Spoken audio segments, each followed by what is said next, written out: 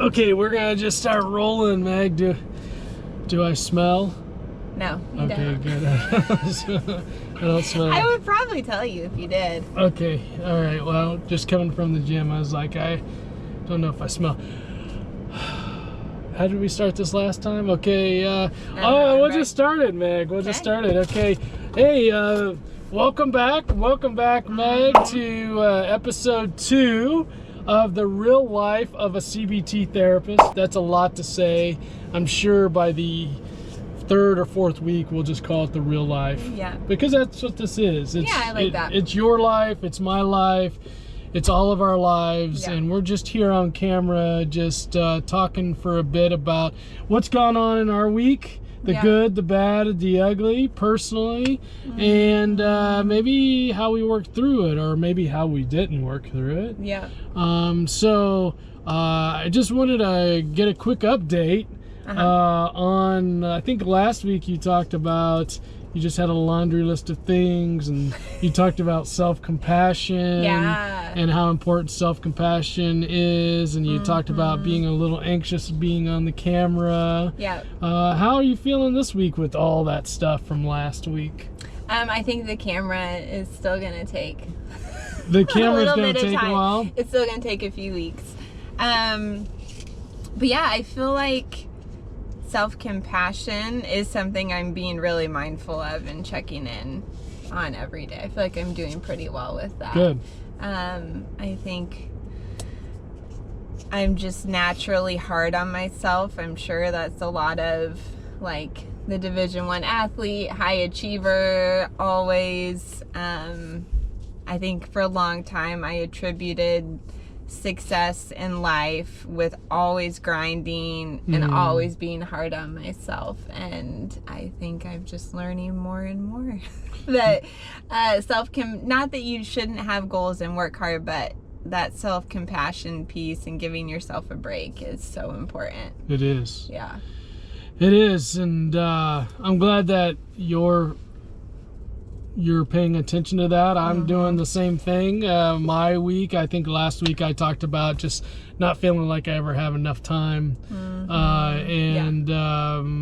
This week I took your advice on self-compassion. I just was like, hey, whatever you put in your calendar is what you value and what's important, and don't think about all the things that you're missing out on or that you should be doing or could be doing.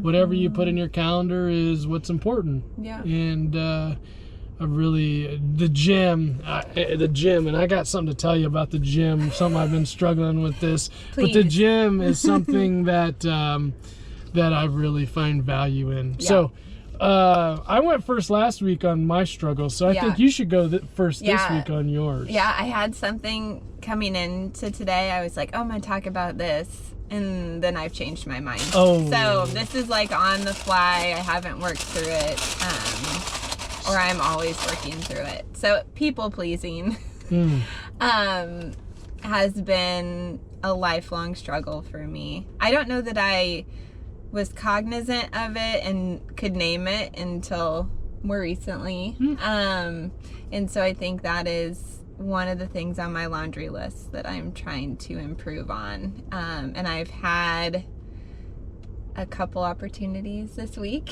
where I got to advocate for myself, or draw a boundary. Good. And it's getting easier, but I'm realizing that the hardest part still is tolerating the discomfort of not pleasing the other person, right? Because it's people pleasing at its core, at least for me, is a form of control, maybe even manipulation. If like I'm nice to you and I give you what you want, then I'm going to control your reaction. You'll be kind back. That's right. Until you're not. Until you're not, right? And like, we only have control over ourselves. That's right. Not the other person. And so, yeah, I just have been working through the layers of that and having to sit with the discomfort, especially in long-term relationships where people are used to me just bending and pleasing, and they're like, oh, I don't like you saying no or holding a boundary. Like, that's uncomfortable for me. Oops, that was a ramble. The That's what I'm sun, working no, the on. sun must have liked you, Meg, Yeah. that answer, because here it comes. Yeah. It's so I like that. I liked what you said about boundaries. I think boundaries are hard because we don't want to upset the other person, and we establish Yeah. that boundary. There's that potential. I also want to just encourage you to think about when you're not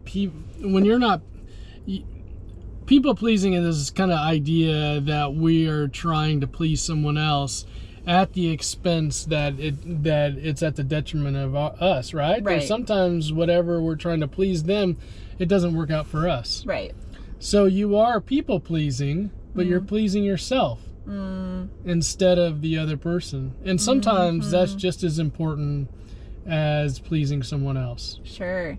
Right? Is And that I think- self-compassion? Yeah, and I think long term, you have to become resentful of the people you're in relationship with. Sure. Because when they're not, you're like, oh, I'm doing what you want, I'm giving you what you want, and you're not giving me in return. And all those instances in the past where you have like disavowed yourself or not honored what you really wanted or needed. I mean, that's got to build resentment, right? At some point, yes. Yeah. So what I want you to really just think about is that sometimes you can't please other people. The best thing that you can do is just please yourself. Yeah. And I think that is a good thought. I always say that we always think about other people. Our culture thinks about other people, but we don't necessarily think about ourselves a lot. Some people think about themselves way too much. Yeah. And it's all about them. Right. But us empaths that totally live from our hearts, sometimes that people pleasing is kind of our way of trying to make ourselves feel good because other people are making us feel good, right? Yeah. So I'm gonna hold you accountable for that, Okay. Meg. That you gotta really feel through yourself and please yourself first, and then as you do that, you can think about others and how you might be able to spill that love onto other people. Sounds good.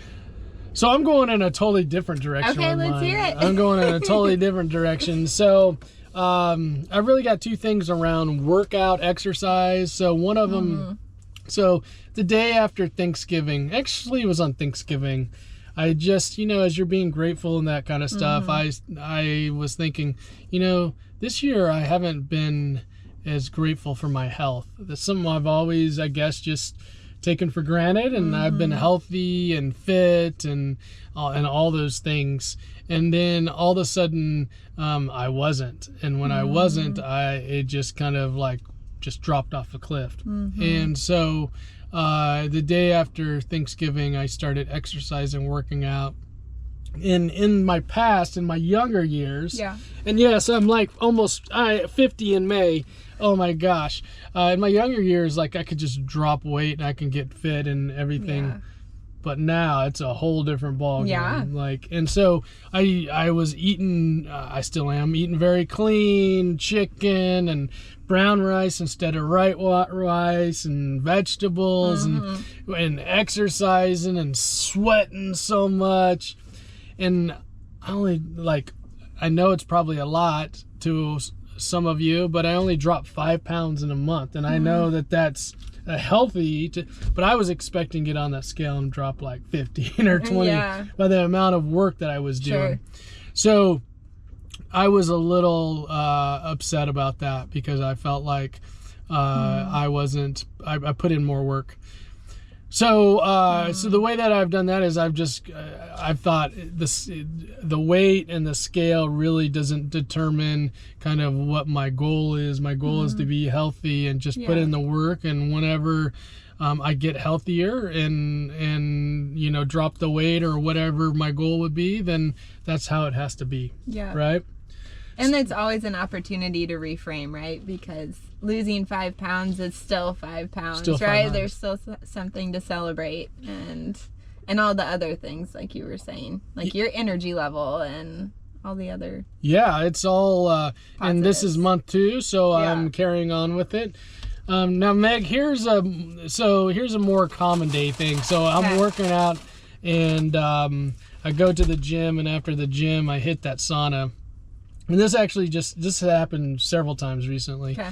There's like all these characters that enter the sauna. Like, so I'm sitting in the sauna, and then sitting next to me this guy that's looking at his phone like this, and he's tapping on it, and it's making this like weird like fingernail on the screen sound. In the sauna? In the sauna. And then another guy walks in, and this is always like one of my pet peeves.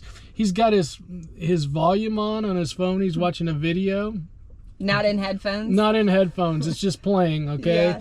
And then another guy walks in. These are all characters. Another guy walks in, and he uses it as kind of like his pre-workout to kind of get, his body loose and all that. And I'm just sitting there just wanting to just like chill and close my eyes and be zen. And I got all these characters around me. Yeah. And I'm like, I don't know how I'm going to handle this. Mm-hmm. And, one of the CBT skills that I always use is just being in the moment, right? And just allowing myself not to expect anything different. I think when we have an expectation of something and in the reality, there's a big gap there, then our emotions and our the struggle and the difficulty is a lot larger, because I expected to come in here, everyone, this is my sauna, and everyone should be the way that I want it to be. And all these characters came in and said, no, I'm going to listen to my video, and I'm going to type on my phone, and I'm going to do my pre-workout, right? And it wasn't causing them any trouble, but it was causing me trouble. Yeah. So the way I got through it was that I just said, I had to let all these characters just be themselves.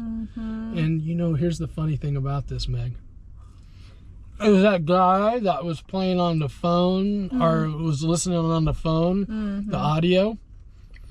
He came to me after we were done with the sauna when I was packing up. After I judged him.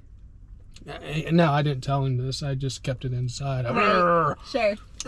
He came to me and he says, hey, pal, I think you left your hat in the sauna. And I was like, oh, dang. He helped you out. He helped me out. Oh, yeah. So my judgment and all these things that I had against him. Right. In the end, this was a guy that just was being himself, and in the end, he helped me out. So I got to be careful about all those things that I judge, because those could be just good people out there just being good people. Yeah. So staying in the moment and just allowing myself not to judge. I know it's really hard because those judgments come up. Yeah, and I think another good thing you said was how our emotions are so closely tied to our expectations. So many people think their emotions are out of control. They have no control over them. And there's really so much power. It's so empowering to realize you can reframe your thoughts, reframe your expectations, and like way dial down the emotional response. That's hard to do in the moment. Yeah. I was fuming, and so yes, that's right. So I always try to. My expectation is whatever is playing out in the moment. Yep. And that made it. So I'm gonna go in there next time. Guess what, Meg? I can either embrace those characters that are in there, or I can just take AirPods in there and just adjust myself to the situation. Yep. Rather than the situation me being like, hey buddy, can you turn down your phone? You're not supposed to have that. Look, on the window it says, there are the rules. Here are the rules, right? Life doesn't play out that way. Right. Okay, Meg, so this week you're going to be more just inside yourself and maybe not trying to people please as much. I'm going to let situations just play out however they do and just roll with it. You got anything for to take away today to give to everyone about just maybe something to think about in life this week? I love how you said self-compassion last week, but anything for this week?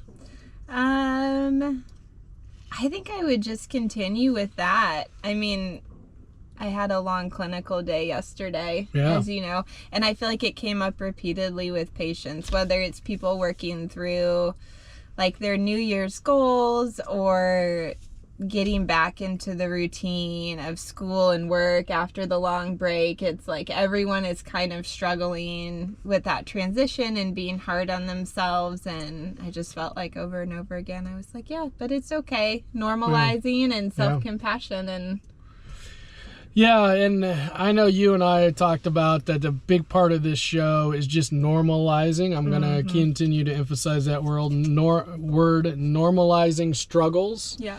As you can see, Meg and I, we're therapists. We, have all these skills that we teach people. And at some point, we're also we're human. And we also struggle. Yep. And I think just acknowledging that you're struggling in the moment and giving yourself grace, and then just trying to find a way to work through whatever it is.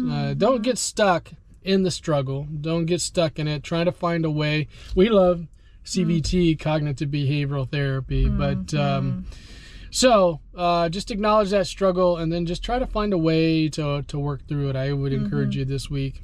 We would love to hear what you think of anything. Maybe you got some words of advice for Meg or I that you would love to put in the comments. Maybe you can put something that you're going to really work on this week, something, maybe a struggle of yours. We would just love to hear from you in the comments. And Meg, this is great. I want to continue this. I love this. I love just the feel of it just being something that we come about each week and talk about ourselves. Hopefully that you're getting something out of this and you might be able to pick something from it and help yourself. So Meg, thanks. Week 2 in the books, and let's go out and have a great week, and we'll see you back here next Sunday at 7 p.m. Yep. All right. Sounds Cheers. good. Bye. Peace.